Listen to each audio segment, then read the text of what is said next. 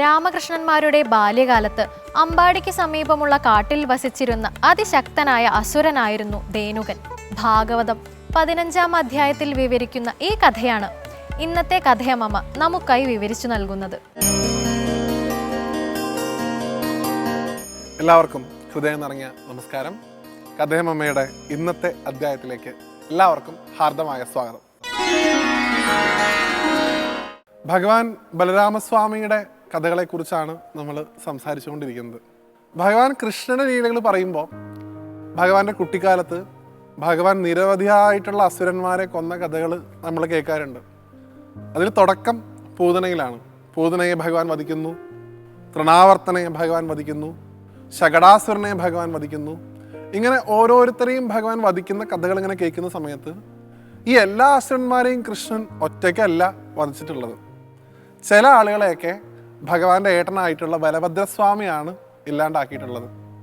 അങ്ങനെ ബലരാമസ്വാമിയുടെ കൈകൊണ്ട് മോക്ഷം ലഭിച്ച കംസന്റെ ഭൃത്യനായിട്ടുള്ള അസുരനായിട്ടുള്ള ധേനുകാസുരന്റെ കഥയാണ് ഇന്നത്തെ അധ്യായത്തിൽ നമ്മൾ പരിചയപ്പെടുന്നത്. ഈ സന്ദർഭം നടക്കുന്നത് ഭഗവാൻ വൃന്ദാവനത്തിൽ താമസിക്കുന്ന സമയത്താണ്. ഭഗവാൻ കുട്ടിയാണ്.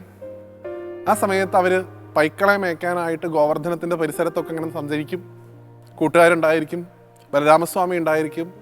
അവിടെ അവർ പലതരത്തിലുള്ള കളികളിലൊക്കെ ഏർപ്പെടും.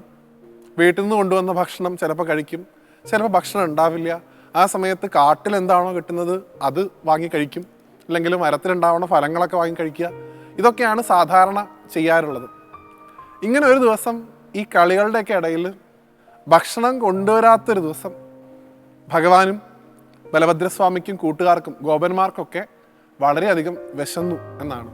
എവിടെയാണ് നല്ല സ്വാദിഷ്ടമായിട്ടുള്ള പഴങ്ങൾ കിട്ടുക എന്ന് അന്വേഷിക്കാനായിട്ട് ഗോപന്മാരെ ഭഗവാനും ബലരാമസ്വാമിയും കൂടെ പറഞ്ഞു വിടുന്നു.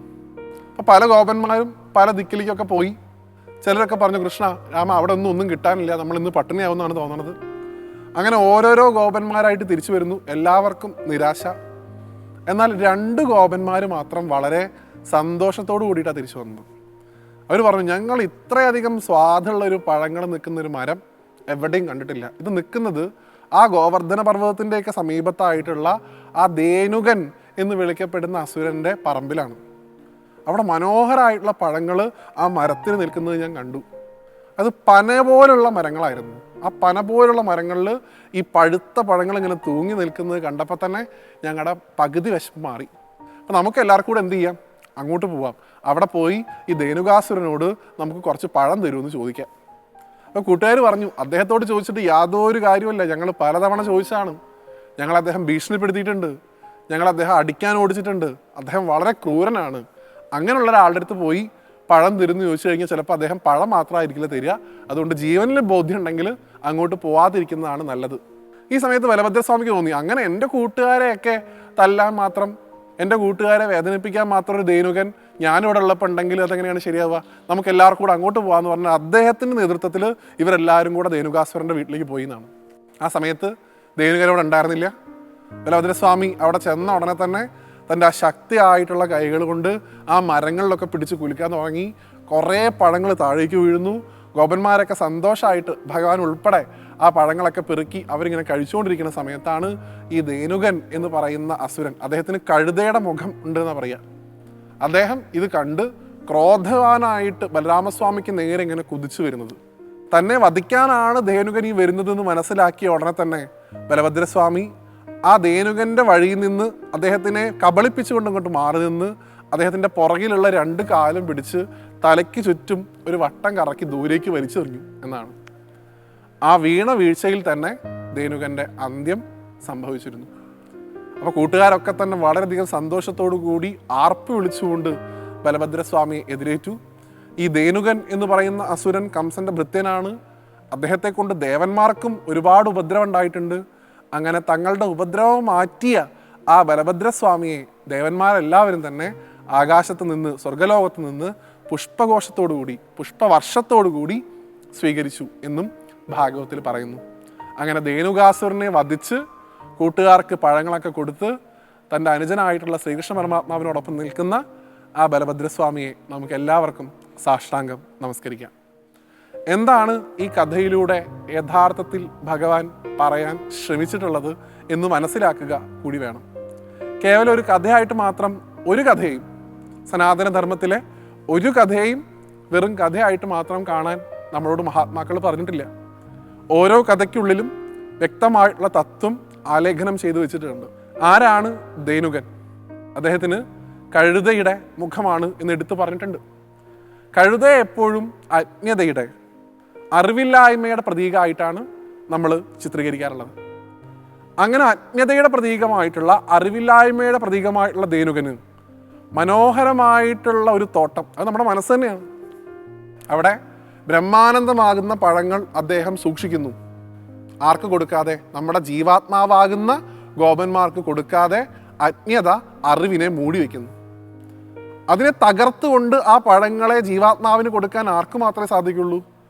ആദിശേഷനായിട്ടുള്ള, സംഘർഷണനായിട്ടുള്ള ആ ബലഭദ്രസ്വാമിക്ക് മാത്രമേ സാധിക്കുള്ളൂ.